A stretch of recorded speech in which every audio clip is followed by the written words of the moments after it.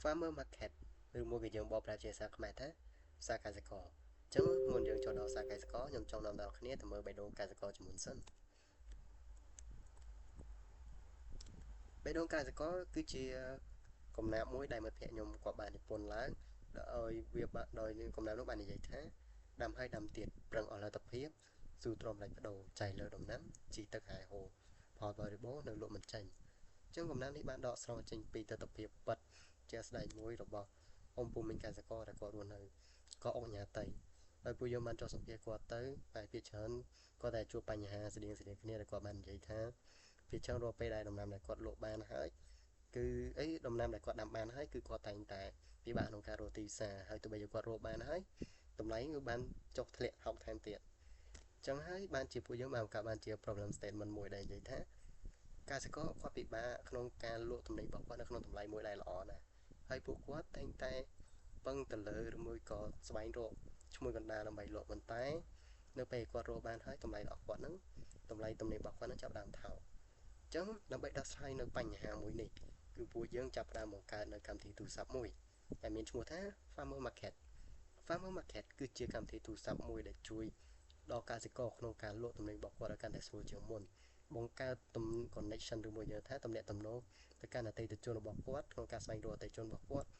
វានៅ smooth connection បានន័យថាធ្វើឲ្យការស្វែងរកអតិថិជនរបស់គាត់កាន់តែ smooth និងផ្លិតទៅកាន់តែរលូនហើយវាគឺជាកន្លែងមួយសម្រាប់ធ្វើ business ឬមួយកន្លែងលក់បន្លែដំណាំរបស់គាត់នឹងដែលល្អបំផុត This is our prototype អញ្ចឹងនេះជា prototype របស់ Farmer Market ដែលវាកាច់ចេញជា2 category ទី1សម្រាប់អ្នកទិញ category ទី2សម្រាប់ seller គឺយើងនិយាយថា buyer និង seller អ្នកលក់អញ្ចឹងនៅក្នុង category ទី1សម្រាប់អ្នកទិញនេះបើសិនយើងអត់មាន account ទេយើងត្រូវការចុះឈ្មោះជាមុនសិនបន្ទាប់ពីយើងចុះឈ្មោះហើយយើងនាំយើងទៅ feature មួយទៀតគឺថា feature សម្រាប់ជ្រើសរើសហាងរបស់យើងអញ្ចឹងសម្រាប់ជ្រើសរើសហាងនេះគឺយើងជ្រើសរើសមើលតាមរូបឈ្មោះកសិករដែលហាងលេខឈ្មោះកសិករដែលនៅខាងក្រោមរូបភាពរបស់គាត់ហ្នឹងហើយបន្ទាប់មកយើងអាចคลิกចំពោះរូបហាងណាដែលយើងពេញចិត្តហើយនៅពេលយើងคลิกហើយវានឹងនាំយើងទៅកន្លែងទំនិញរបស់ហាងមួយហ្នឹងថានៅក្នុងហាងមួយហ្នឹងមានទំនិញអីគេខ្លះតែទំនិញអាចមានជាផ្លែឈើឬមួយក៏បន្លែផ្សេងៗហើយយើងអាចចុចប្រម៉ូទទិញទំនិញបានហើយវានឹងបង្ហាញពីតម្លៃ total គិតពីតម្លៃសរុបដែលយើងបានជ្រើសទំនិញហ្នឹងយើងអាច check out ចឹងពេលយើង check out ហើយនឹងនាំយើងទៅកន្លែងជ្រើសរើសរបៀប payment របស់យើងនៅពេលយើង pay ហើយវានឹងនាំយើងទៅកាន់ទីកន្លែងដែលបង្ហាញពី location ជាមួយនឹង thread area ថាទំនិញរបស់យើងនឹងត្រូវដល់ពេលណាហើយមកដល់កន្លែងនេះគឺជា prototype សម្រាប់អ្នកទិញអញ្ចឹងសម្រាប់អ្នកទិញនេះបើសិនជាអត់ទាន់មាន account ឬមួយក៏យើងអត់ទាន់បានចុះឈ្មោះទេតម្រូវឲ្យយើងនឹង register ជាមុនសិនអញ្ចឹងនៅពេលយើង register ហើយកន្លែងហ្នឹងគឺនឹងនាំយើងទៅកាន់ my profile វាគឺជាផ្ទាំងមួយដែលមាន feature ជាច្រើនហើយ feature ដែលពិសេសជាងគេនោះគឺ my shop my shop វាគឺជា feature មួយសម្រាប់ដល់ business owner ឬមួយក៏អ្នកលក់សម្រាប់ធ្វើការលក់នៅបញ្ចូលនៅទំនិញរបស់គាត់ដាក់ចូលទៅក្នុងហាងរបស់គាត់តាមប្រព័ន្ធអនឡាញហ្នឹងគាត់គ្រាន់តែថតរូបភាពហើយតមកដាក់ឈ្មោះហើយជាមួយនឹងតម្លៃដែលគាត់អាចលក់បានហើយបើសិនជាគាត់អត់ដឹងថាតើបន្លែផ្លែឈើហ្នឹងគាត់ត្រូវលក់តម្លៃប៉ុន្មានទេឬមួយគាត់ចង់ដឹងតម្លៃទីផ្សារយើងក៏មាន feature ពិសេសមួយដែលមានឈ្មោះថា market price ដែលសម្រាប់ឲ្យកសិកររបស់យើងហ្នឹងឆែកមើលតម្លៃទីផ្សារបានដើម្បីគាត់លក់ទៅតាមតម្លៃទីផ្សារឬមួយក៏ខលតម្លៃទីផ្សារហើយនេះគឺជា value proposition របស់យើងគឺ value proposition របស់យើងគឺយើងទីមួយអាចនិយាយបានថាយើង ensure នៅ safety ដែលយើងធ្វើយ៉ាងណាឲ្យអីវ៉ាន់របស់យើងនឹងទៅដល់ដៃអតិថិជនហើយជាអីវ៉ាន់មួយដែលល្អនឹងការពាររយអីវ៉ាន់ទាំងអស់របស់កសិករដែលគាត់យកមកលក់ណាហើយមួយទៀតគឺជា best online shop ជា best online shop ហ្នឹងគឺបែបម៉េចគឺថាវាជា online shop មួយដែលងាយស្រួលសម្រាប់ទាំងអ្នកលក់និងអ្នកទិញគឺថាអ្នកទិញគ្រាន់តែគាត់ click គាត់អាចបាយ click គាត់អាចទិញបានសម្រាប់អ្នកលក់គឺគ្រាន់តែ click គាត់អាច sell បានគឺគ្រាន់តែចុចទៅគាត់អាចដាក់លក់ទំនិញរបស់គាត់បានបាត់ហើយ value proportion ចុងក្រោយរបស់យើងគុណតម្លៃចុងក្រោយរបស់យើងហ្នឹងគឺ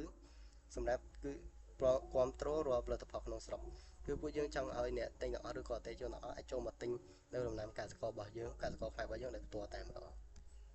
ហើយសម្រាប់ get customer របស់យើងនោះគឺសម្រាប់ដែលប្រជាជនដែលរស់នៅក្នុងទីក្រុងភ្នំពេញហើយចង់បាននៅ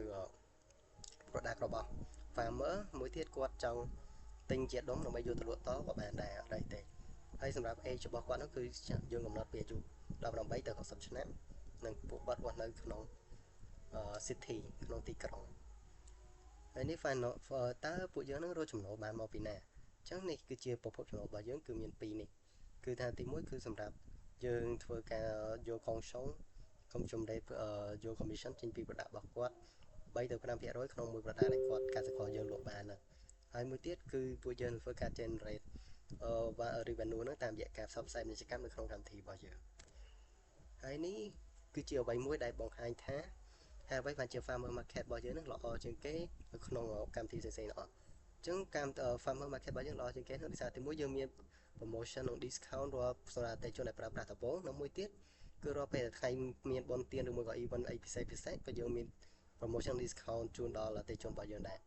ហើយមួយទៀតនោះក៏យើងមាន refund ដែរបើសិនជាករណីទំនិញអត់ដល់ដៃអតិថិជនរបស់យើងឬមួយក៏ទំនិញដែលគាត់យកមកលក់នឹងខូចឬមួយក៏មានបញ្ហាក្នុងទូរស័ព្ទដល់អ្នកលក់របស់យើងណាក៏យើងអាច refund ឬមួយក៏យើងអាចជួយសម្របសម្រួលដល់អ្នកប្រើប្រាស់កម្មវិធីរបស់យើងផងដែរហើយនេះគឺជា expansion potential របស់យើងអញ្ចឹងនៅក្នុងរយៈពេល1ឆ្នាំដំបូងយើងចង់គម្រោងរបស់យើងចង់បង្កើត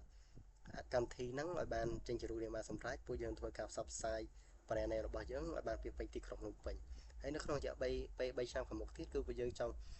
ពង្រីកធ្វើឲ្យយ៉ាងណាឲ្យអ្នកដែលប្រើប្រាស់ទូរស័ព្ទរបស់យើងកម្មវិធីទូរស័ព្ទរបស់យើងមានភាពស៊ាំជាមួយនឹង